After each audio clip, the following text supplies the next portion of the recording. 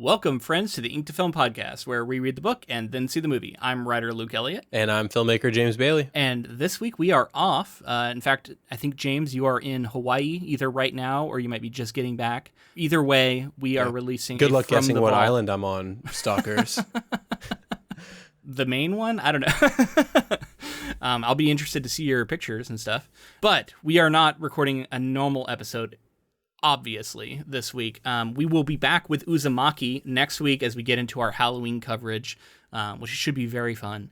But this week we are releasing Pinocchio 1940, the original Disney version. We covered this on Patreon over a year ago, because that's where we do our other adaptations. That's where we do stuff like this. So if you don't want to be over a year behind, join us on Patreon. But we are now releasing this to the main feed. I remember this being a fun episode, full of nostalgia for something that we both saw as children. Yeah, I mean, it's a classic Disney film during that like legendary period. I mentioned Kingdom Hearts in here in this episode. I remember just because that's a world you go to in Monstro. It's fun, and I think it was cool because I loved, at least I think both of us did, but that Guillermo del Toro Pinocchio that we covered in the main feed, and then getting to go back and watch this original animated version and just see how incredible the animation was for that time period, and it is iconic. When I think of Pinocchio, I think of that Pinocchio first, even though I think I mentioned in the del Toro episode that I want that to be my new version, because I do think that's just that's the high bar for Pinocchio stories for me right now. It's hard to get rid of that early childhood impression, though, and I think a lot of people had that imprinted on them from this movie.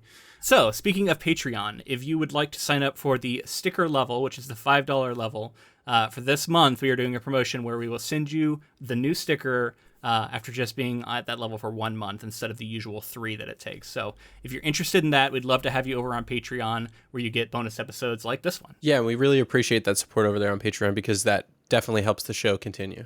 Well, and we've mentioned elsewhere, the reason we're doing this promotion is our funding has dropped below sort of critical levels, where all of a sudden we're going to be paying to do this podcast. It's going to become unsustainable, and we don't want that. We want to be able to continue to do this show for you.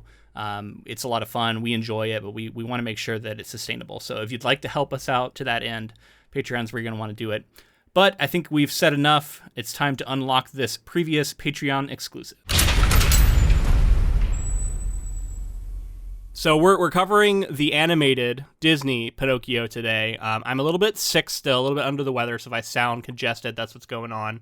I watched it this morning, so I'm coming fresh off of it.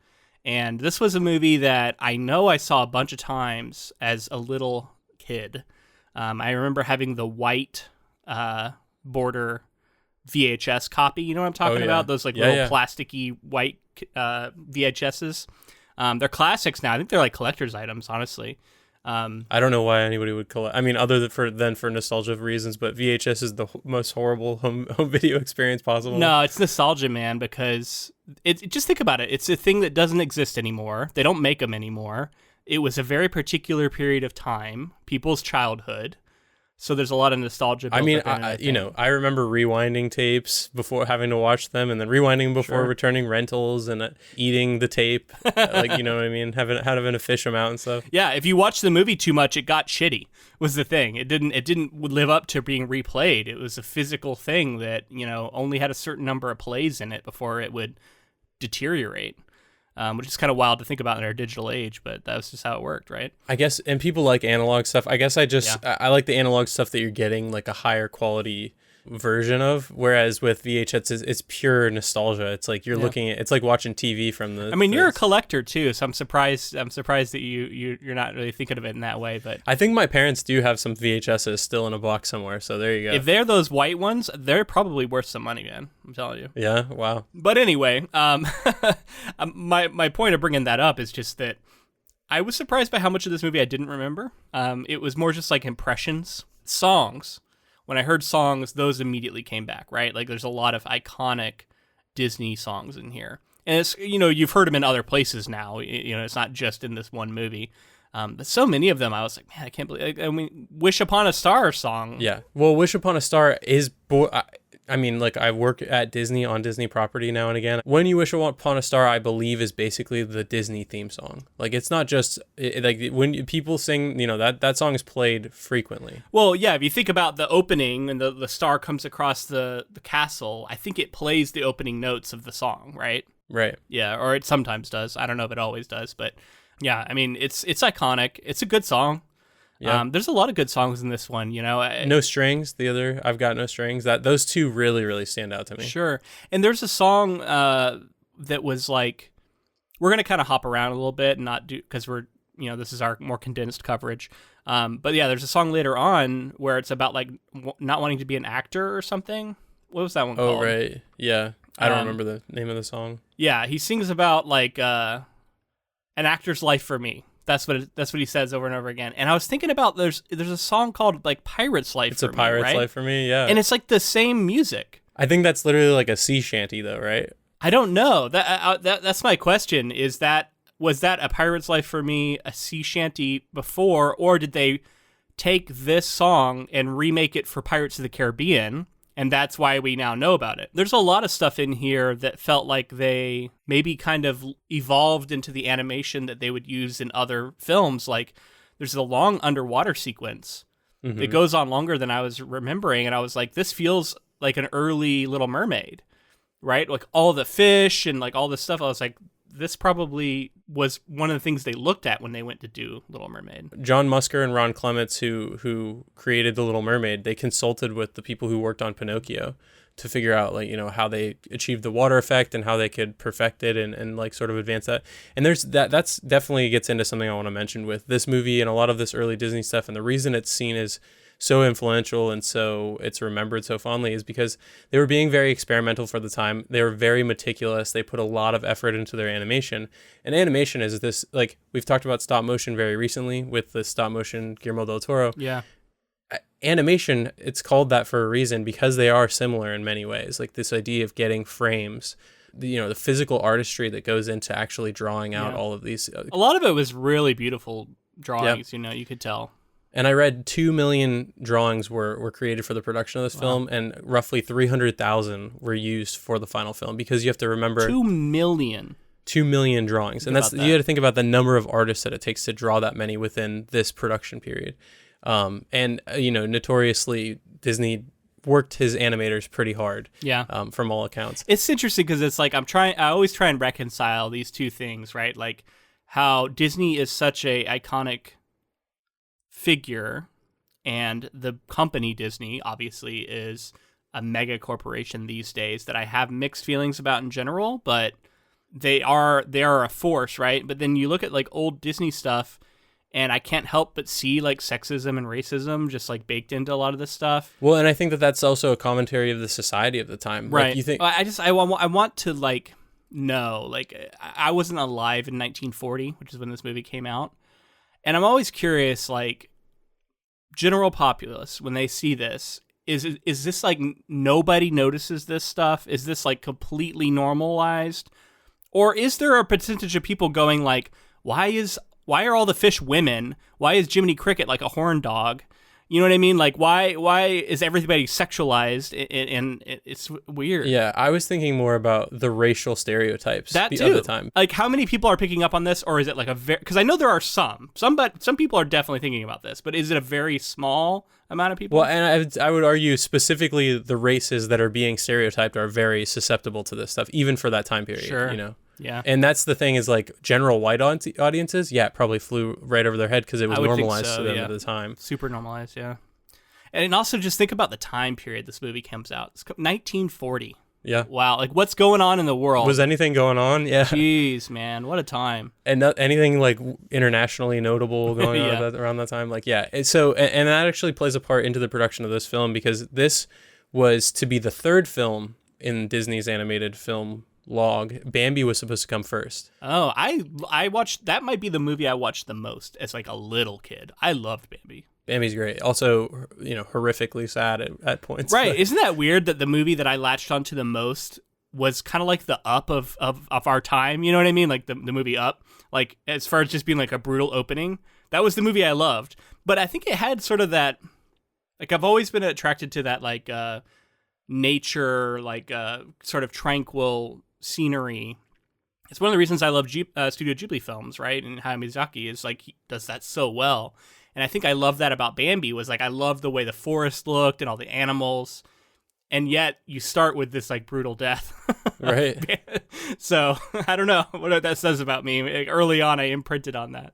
Well, and I also think it's interesting to think about the stories not pulling punches back then. Like, you know, in this we have donkey people. The donkey stuff is dark, man. It is.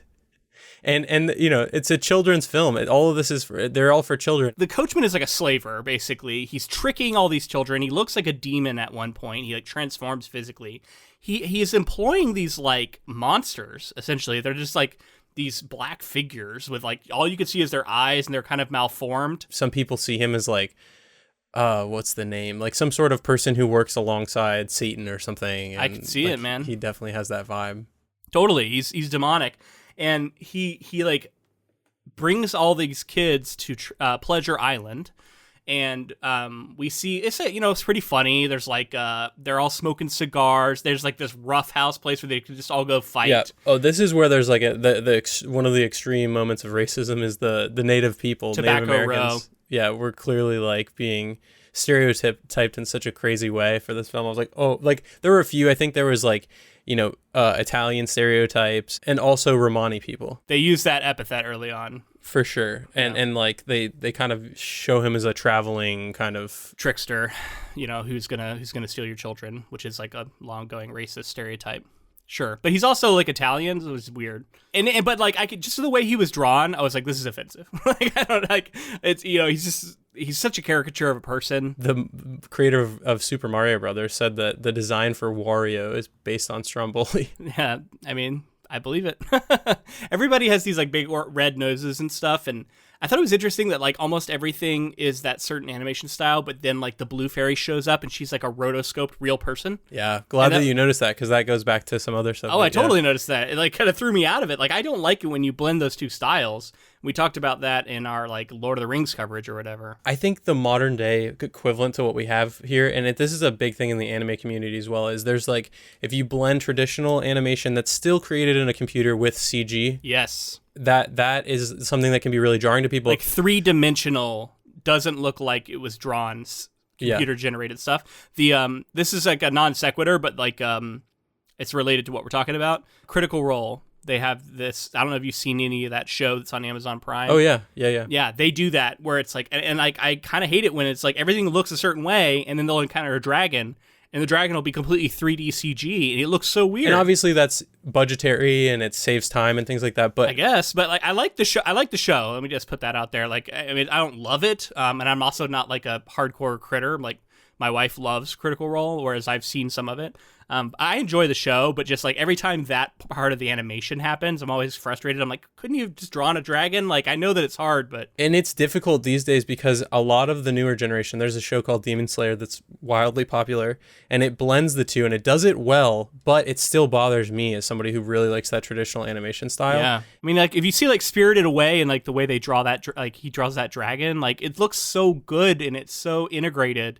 And you lose that when you bring in all of a sudden this computer-generated creature walks out onto this animated background. It looks so bad. I don't like it. Yeah, and it's funny because sometimes people are like, oh, it looks good. When it does that CG stuff, they're like, that looks really cool and good to me. And I don't think it's like a visual language thing. Yeah, they haven't, in my estimation, in my opinion, and my taste, like I always feel like it's someone saying like, yeah, it's cool and it looks good because it's doing something that would have been hard to achieve with traditional animation. But some people like it, and then some people don't even notice it. I've talked to people who are like, I didn't even notice that there's a difference in the animation. I know that, and that's wild to me too. I don't know how you don't notice that. And so that's what I was going to bring up with this is, you know, they're experimenting with animation here. They're using rotoscope technology with traditional animation. I noticed the like wagon later was rotoscoped. There's like a couple elements that were rotoscoped, and I immediately pick it out when I see it now. Well, and there are a few times that they use actual footage but they used it as reference, like for the clocks. He had all those cuckoo clocks.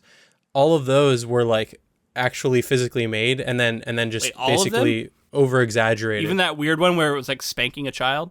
I think so, yeah, from what I read. That one's so bizarre. There was a lot of pretty funny ones. That one was pretty weird, but there's the rooster's neck that goes out and then they try to hit it with the axe and it pulls its neck in. and like shooting at a bird and it keeps hiding in the Yeah. hole. And really intricate animation, and again, it's cool because I feel like that's a moment where you don't necessarily see the rotoscoping effect because they used it as reference and they would over-exaggerate some of the movement. Yeah, they probably added elements, like the moving elements were more animated, and maybe just the static stuff or the fairly static stuff was rotoscope. Yeah, it's possible.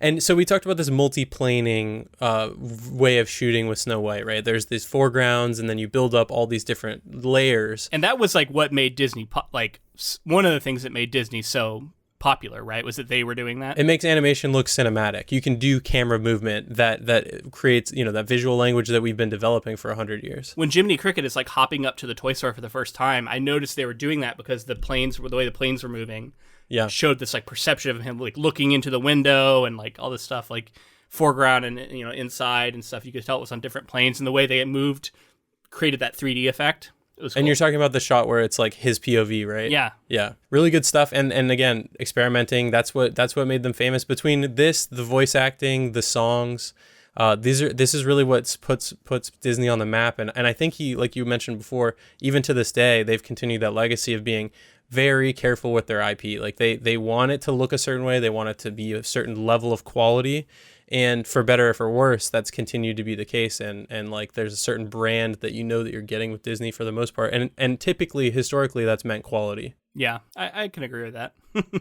Yeah. I mean, they're so massive now. There's like, I can't even get into all the stuff about Disney. That would be a whole separate it's podcast. A different thing in comparison to the 40s. But what we're talking about here, yeah. So the war breaks out, right? This film is under production around, like soon after Snow White. They're developing Bambi and this right after Snow White.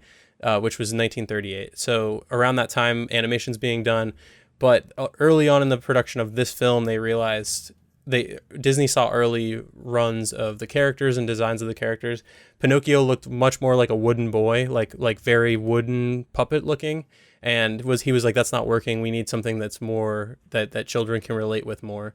And also the cricket was more bug-like, because if you've ever thought about it, Jiminy Cricket is not a cricket almost in any way. He doesn't look like a cricket. And there's a famous story. The task of creating Jiminy Cricket was given to legendary Disney animator Ward Kimball, his first assignment as an animation director. He originally designed the character to look more like a real cricket, but Disney found it too gross and demanded that he make it cute. Kimball ultimately removed all the insect-like features and turned Jiminy into a little green man with an oversized hat, wearing a gentlemanly outfit the animator, quote, borrowed from the logo of Johnny Walker Scotch whiskey. Disney was pleased, even though the character no longer resembled a bug, in quotes, per common Disney practice. He rather resembles his voice actor, Cliff Edwards, although perhaps it's the other way around. In later years, Kimball expressed unhappiness with the compromises in Jiminy's design, saying, quote, the audience accepts him as a cricket because the other characters say he is. Yeah. I mean, it kind of fits with the aesthetic of the movie, but, like looking at what Guillermo del Toro did, he went more for the like wooden puppet. He went more for the actual cricket-looking cricket. So, and to talk about del Toro's version too, like the cricket dies in the original novel. So that's like something that I don't know that we talked about. At one point. Kind of. It eventually comes back as like a ghost or something, but this is clearly like Del Toro was like, having the cricket as the conscious, or in his case, the heart, that makes sense to kind of further the story, and it kind of fits in. So like, it's interesting to see. It feels like a reference to this movie, honestly, more than the book. It has to be, yeah. So, and that's kind of the point I was making, is so much of this story was changed because this is the first iteration that was kind of in this.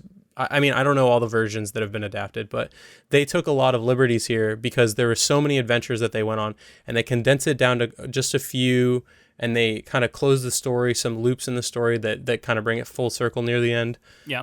They keep the themes pretty consistent with the original novel, which is interesting to think about that novel was, 1880, so it was already 60 years old when they're adapting it.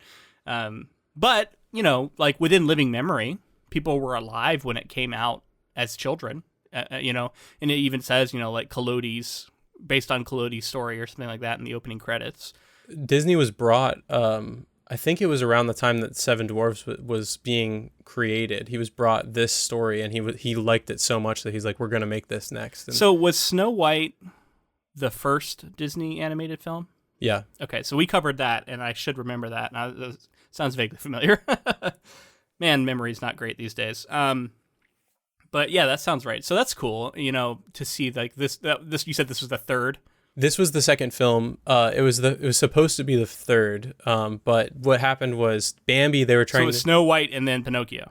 and then Pinocchio. Yep. And Bambi was supposed to come out between. Yeah, and actually, Fantasia comes out before Bambi does. Now, is that the weird one that's like not really Disney though? No, I'm that's thinking of Disney. something. I think of something different. Because Mickey Mouse is in it. It's definitely Disney, but Fantasia is awesome. I love Fantasia. Is that the one that has like the hallucinogenic like dancing elephants in it? Yes, yeah, that's one vignette. It's like many different short films all baked together with different styles of animation and then like amazing orchestral accompaniments. I thought there was something. Maybe it's with the different animations they did. I thought there was something about it that was like made it unusual for like a Disney property.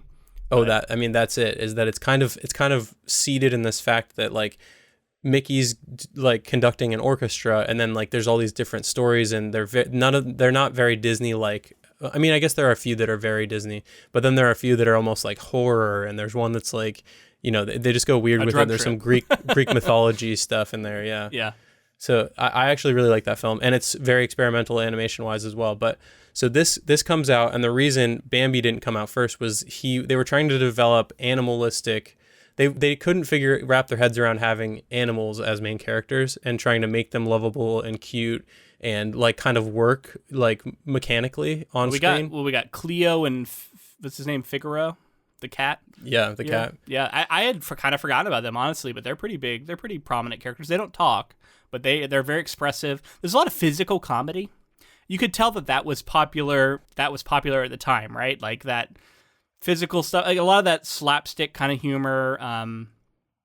There is this repeated gag where Jiminy Cricket is just like a horn dog, and he gets turned on by like random puppets and stuff that look like women.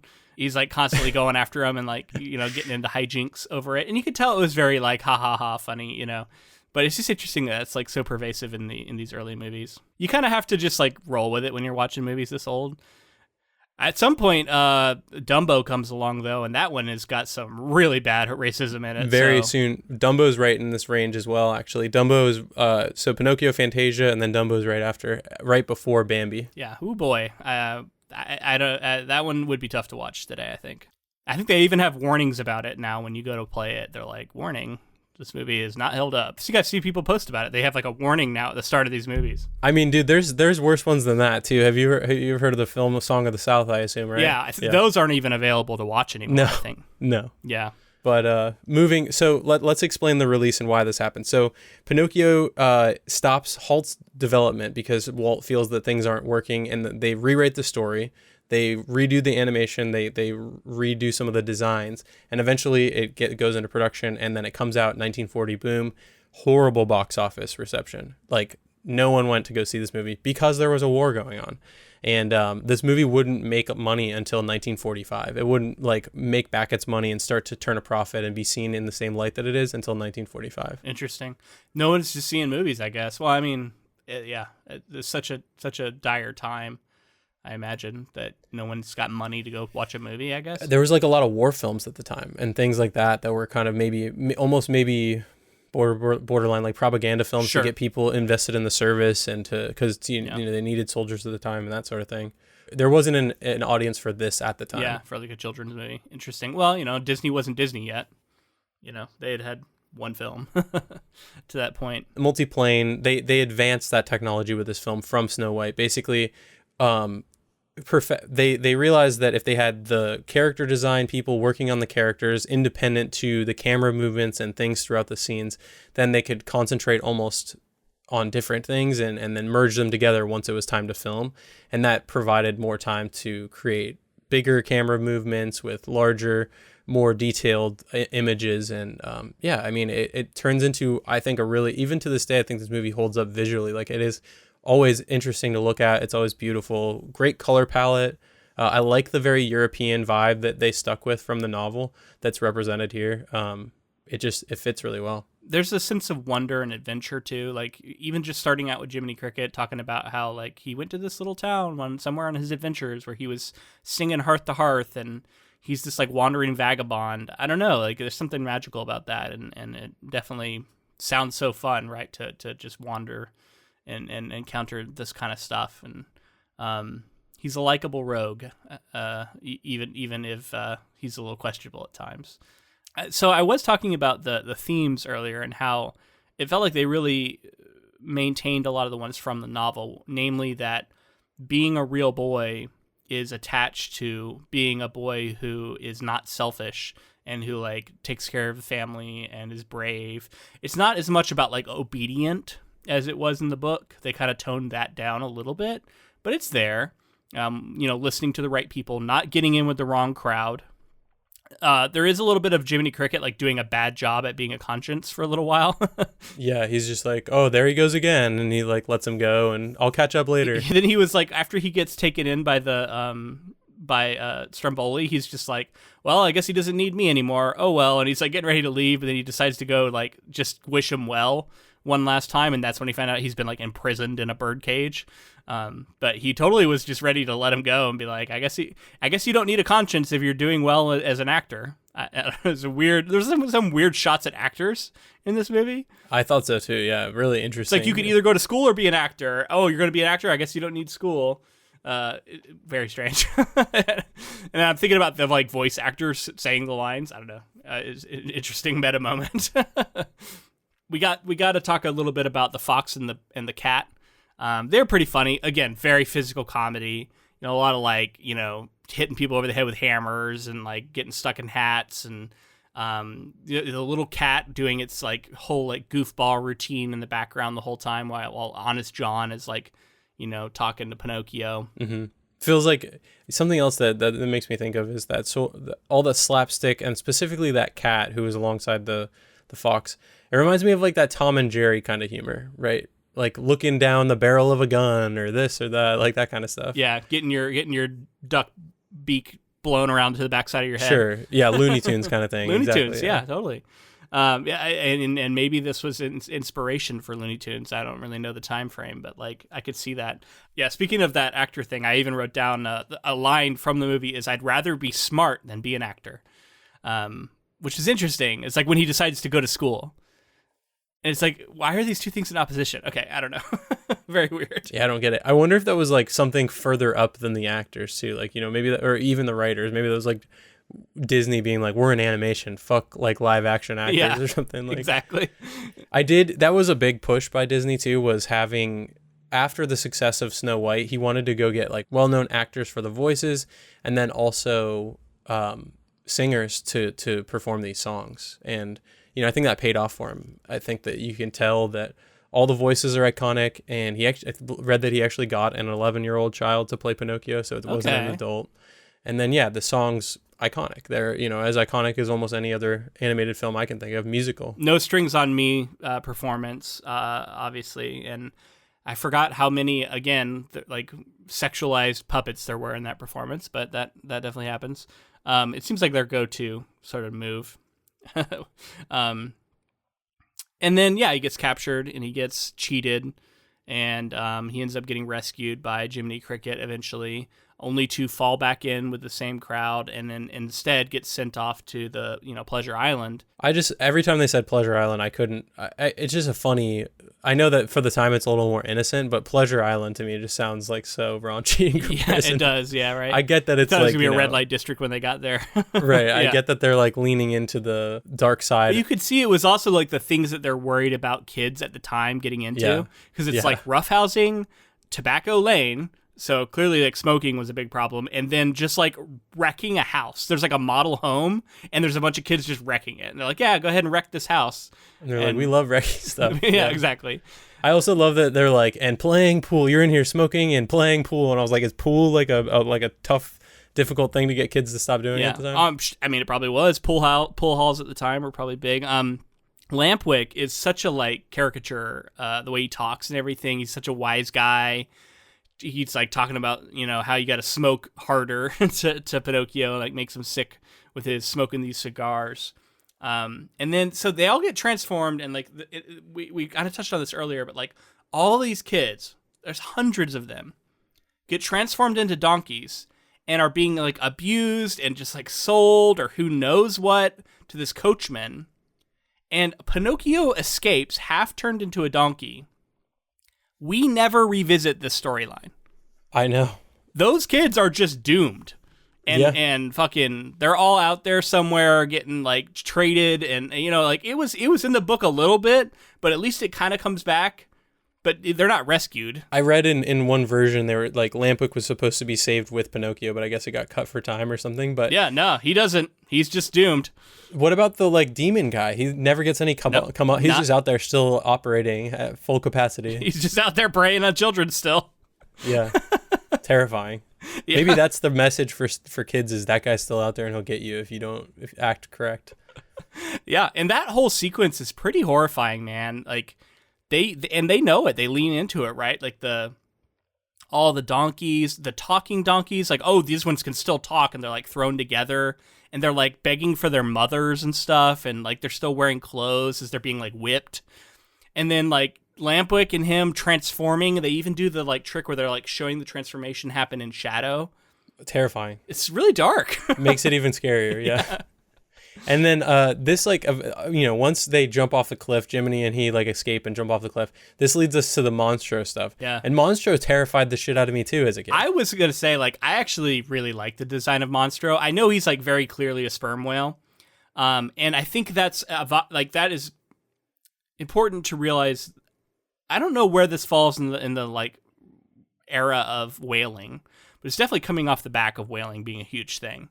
And at the time, like I've listened to some podcasts talking about whaling and how dangerous it was, and how it's horrific because you're literally like chasing down these whales and stabbing them.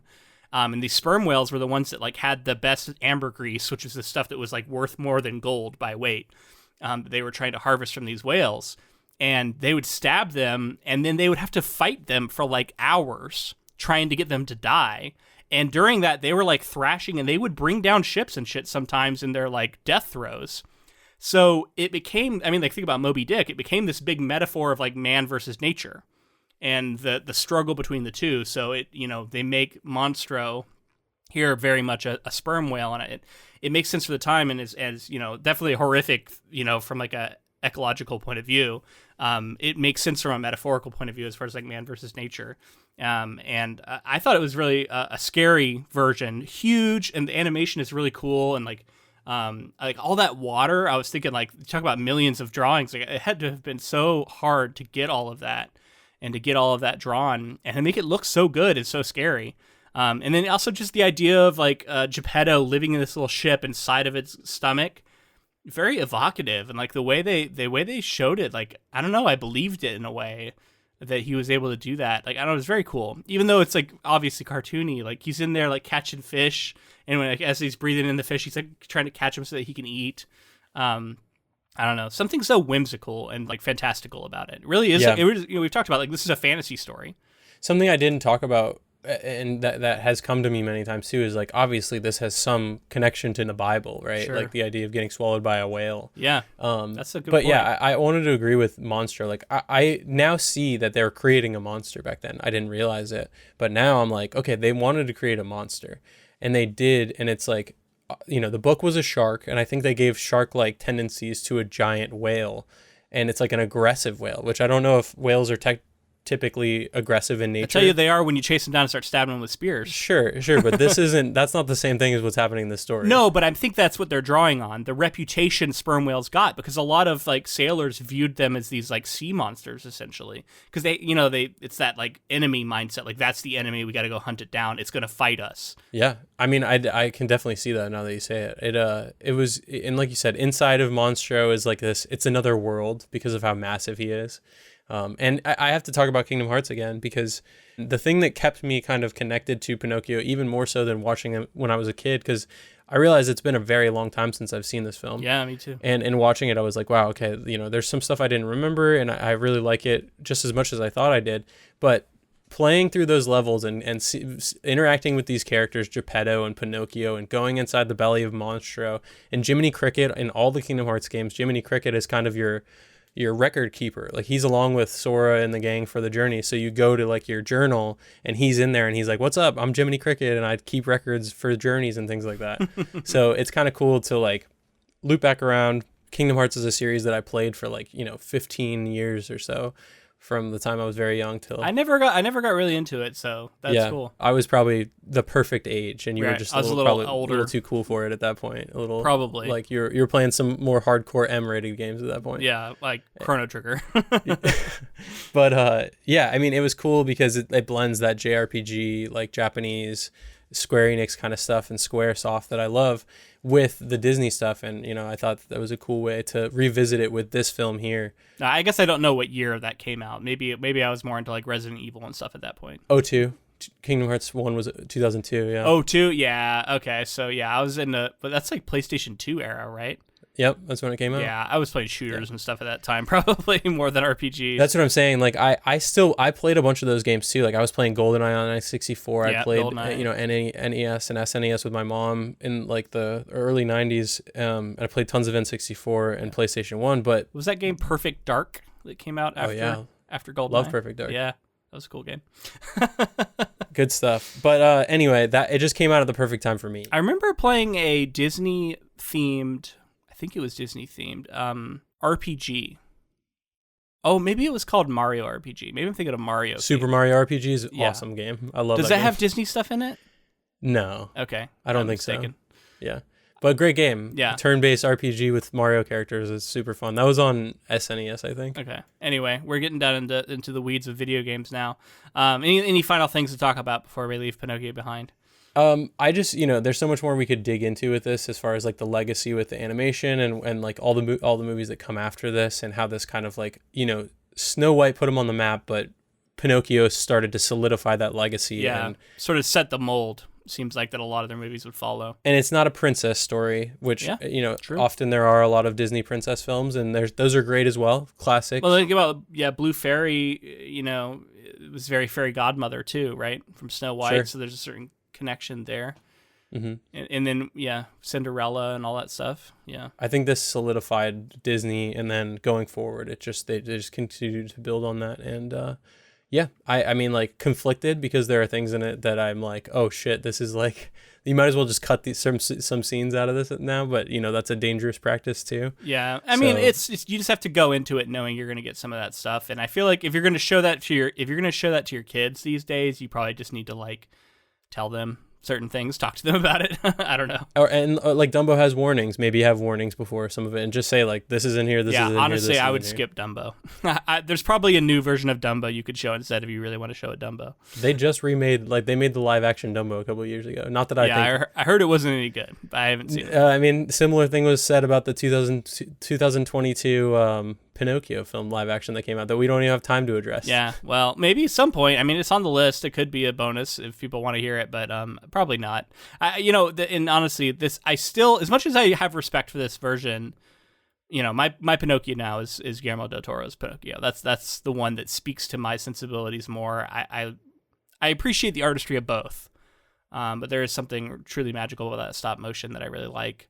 It feels like a continuation too. It feels like, of course, Del Toro was pulling on this and then improving, and he's made something that really speaks to my sensibilities. All right, well, we're gonna have to leave it here. But until next time, keep adapting.